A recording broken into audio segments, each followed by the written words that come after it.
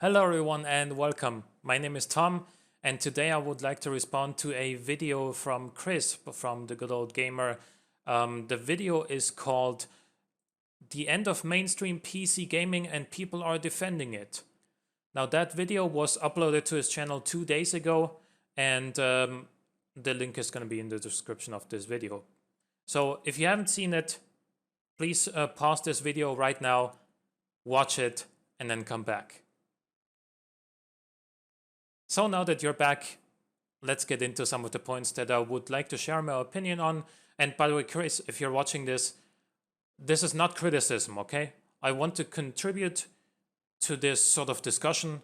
I want to perhaps bring a couple of different points and arguments and views in here to, just see the sort of topic from different angles and maybe form some better, or if that's even a thing, some more rounded opinions. Okay, so because I do agree with a lot of things, but there's a couple of things that I disagree with, and a couple of things that I feel like should have been mentioned. So first, of course, the video talks about the performance and price of the new Navi cards from AMD and the RX 5700 plus 9.5% performance versus the RTX 2060 on average, compared to a plus 8%, 8.6% MSRP. So it's basically irrelevant. I agree on that one. So for a little bit of extra money, you get a little bit of extra performance, but nothing really too crazy on either side. So, well, the 5700 XT, however, plus 5.8% performance is maybe not that much, but I feel like the 10% lower MSRP really does mean something. I think that that is certainly something something significant, and we should also remember that the 2070 is about 7% faster than the GTX 1080, and the 5700 XT is another 6% faster on top of that compared to the GTX 1080.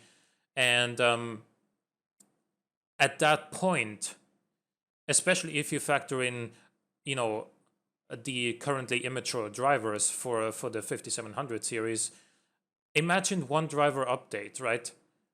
And you get a couple of extra percent performance. At that point, you're not really far off from a 1080 Ti performance anymore.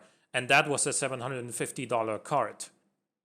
So I feel like the price of the 5700 XT is more than acceptable, in my opinion. Although, of course, we're going to have to see how it plays out in practice. The cards aren't launched yet. We don't know. There was a very good statement pretty much following that right there, where you said, Chris, just because AMD is trying to make more money and that's good for them as a business, doesn't mean it's okay for you as the consumer, as somebody that's supposed to buy these things. And I absolutely agree with that. Sure, as you also correctly said, AMD is now trying to shake off their reputation of being, the budget brand or second tier compared to Nvidia, and I feel like that's fair, and I feel like they deserve that.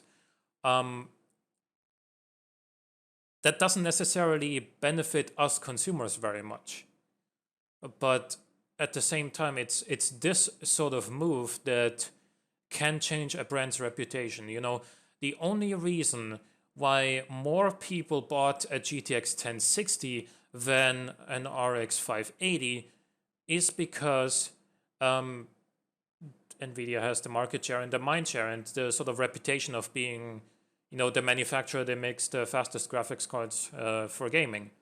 And hence, because the card says Nvidia on it, they bought the 1060 even though the RX 580 would have been faster in a lot of games. But okay, enough of that. But What I don't understand is when you said anything less than 30% of performance increase for the same price, generation to generation, is a failure. I would like to know where you get that number from. Like, how do you get to those numbers? What makes you say that? Because it's not as easy to get a 30% basically value increase from generation to generation. In fact, there is something called Moore's law, and obviously, the faster these cards get, the more difficult it is to increase the performance further, and obviously also the harder it is to increase the value that you get for your money. For us, and I feel like, with the fact that the GTX 1080, or like when Pascal launched, I'm you have to forgive me, I haven't watched your videos on the Pascal cards when they were launched, but when the 1080 launched, right, it replaced the 980, which was almost the same price, maybe slightly below the 1080, can't remember honestly, but they were close enough in price, right? But the 1080 was about a 60% increase in performance. 60%. That's a lot, and you cannot expect that sort of a jump with every generation to generation leap. It's not gonna happen. But what I feel like we should mention also in this sort of discussion is that our perception of what is a mainstream card or a mid-range card has changed.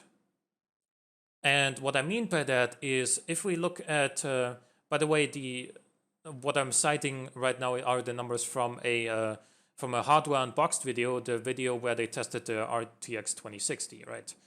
They benchmarked 30 something games with the 2060 and found that the 2060 performs basically on par with the GTX 1070 Ti in most games, and in some games even matched or beat the GTX 1080. And the 1080 is undoubtedly a high-end GPU. So what I'm saying is that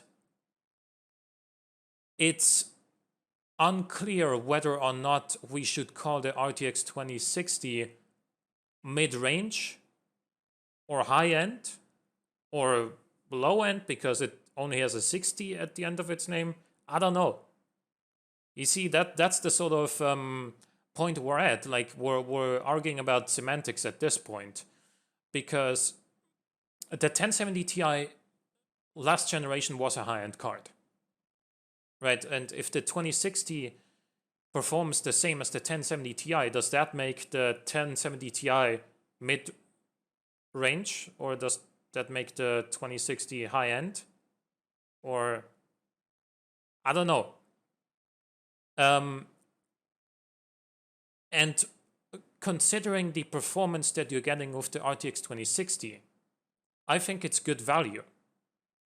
And the fact that the 5700 non-XT performs a little bit better and is a little bit more expensive, fair enough. But here's the thing. You said that $379 and $449 for a GPU is not, a mainstream GPU price. And I would like to hear more people's opinion on that, because I don't know. Like, I'm gonna get to the point that I'm holding back this whole time in just a minute. But you said, Chris, that AMD is not going for value anymore, and especially said that in the same sort of sequence where you spoke about the Ryzen 3000 CPUs and the Ryzen 5, and the way that it was presented at the E3, that basically everything under $300 is kind of you know, is kind of not worth mentioning. I feel like the saying AMD is not going for value anymore is a bit a bit wrong, because we've seen a couple of benchmarks, well, a lot of benchmarks actually, of the Ryzen 5 3600 over the past couple of weeks, citing Red Gaming Tech, Red Gaming Tech's videos, and it performed on par, if not better, than the i7 8700K, which is still seen by most enthusiasts as the best gaming CPU you can buy. And the 3600 is gonna cost $200. It's gonna cost like $199 for the same performance as an 8700K. That's great value. And what you also said a little bit later is that if I'm gonna spend $500 on a GPU, I would expect a 2080 Ti levels of performance. I honestly cannot, like, I understand where you're coming from. $500 for a GPU is a lot of money. But let me ask you this. When has there ever been that much graphics performance for $500? Like, in what world would you even get close to that graphics performance for $500? Like, the closest I can think of anyway would be if you were to run 2 RX 590s in Crossfire, but even then you wouldn't really get past 2080 levels of performance, and yeah, not quite 2080 Ti levels. So I don't think that's gonna happen. I think that's only gonna happen in like 5 or 6 years, when this generation of cards is so outdated that that the level of 2080 Ti graphics performance isn't impressing anyone anymore, and then you can have that performance for $500, I think. But now, no way you're getting that.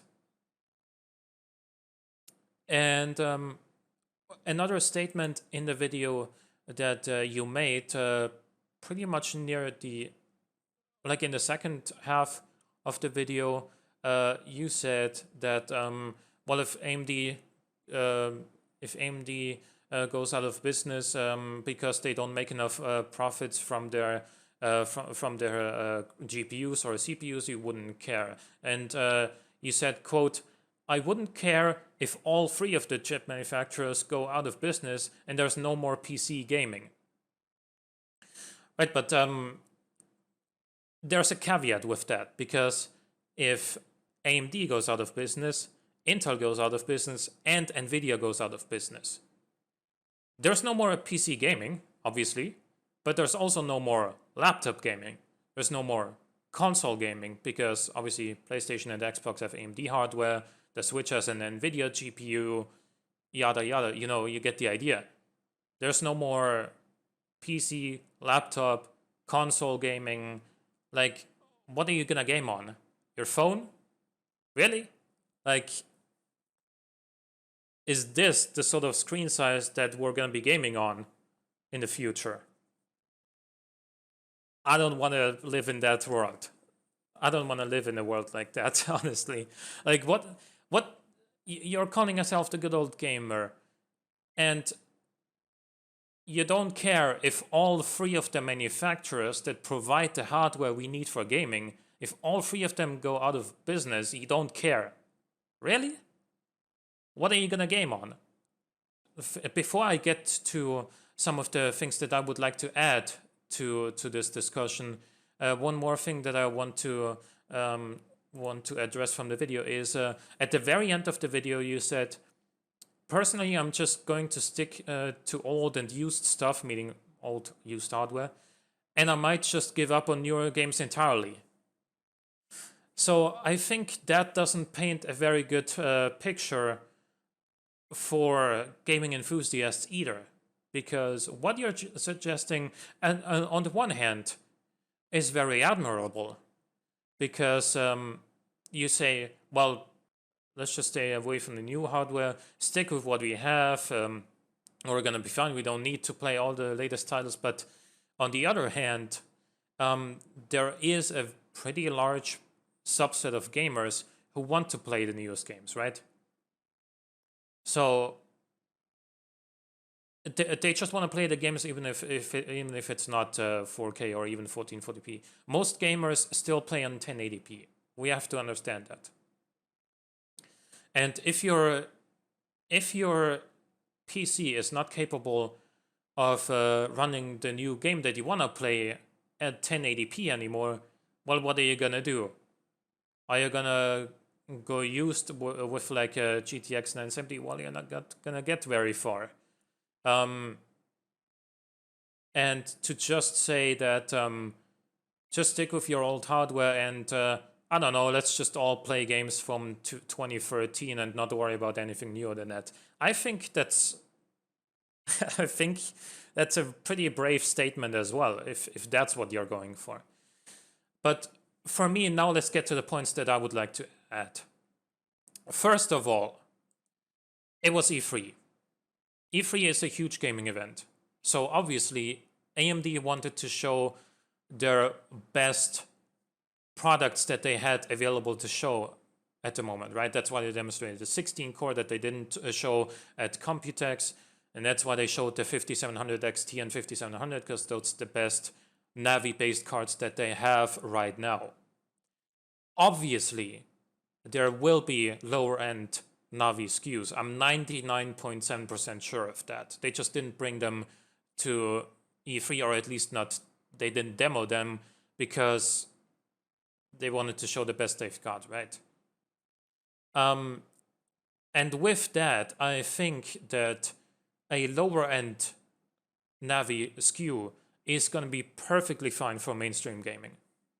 Because if the 5700, well, basically plays anything you want on 1080p and 1440p, then one step below that is still going to be perfectly fine at 1080p as well. And that is, as I said, the main gaming resolution that most people play on, is 1080p, believe it or not. The second thing I wanted to point out, and I think this was also missing in this discussion until now, is APUs. Now, the Ryzen 5 2400G has been doing pretty fine at 1080p gaming in most games. Sure, in some of the more demanding games, especially on ultra settings, it struggles a little bit. But let's remind ourselves that that is the first generation of Ryzen APUs. Sure, the Ryzen 3000 APUs are just going to be a little bit of a refresh, but next year, with the 7nm APUs, I think we're going to see significant performance increases for those APUs, and they're going to basically completely wipe out any sort of need for low-end GPUs. I think they're going to perform about on par as like a 1660, perhaps even a 1660 Ti, and that can play anything at 1080p that you could possibly want, and it's going to be like $179, $199 or anything along those lines. So once we get those APUs next year, I think anything below the level of the 5700 and 5700 XT is going to be basically irrelevant anyway. Any dedicated GPU below that is going to be irrelevant, because the APU can perform just as well, and it has a CPU attached to it for a better price.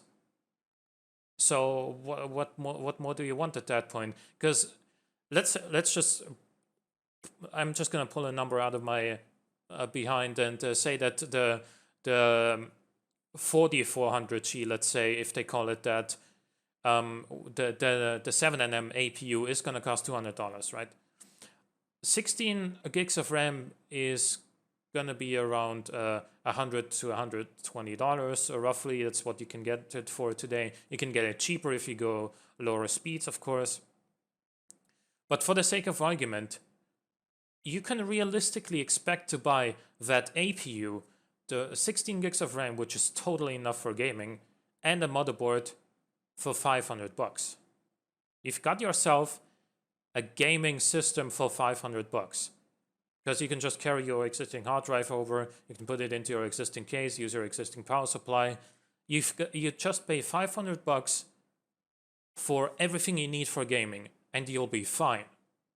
I think that's the future of budget gaming, and that is why I think that low-end GPUs starting next year are going to be completely irrelevant, and it doesn't matter that Navi costs $379 and $499 MSRP respectively, because anything below that is soon going to be handled by APUs regardless. What do you think? Thanks very much for watching. If you enjoyed this video, make sure to give it a like, subscribe to my channel, hit that bell for notifications, and share this video with your friends or on social media to help this channel grow.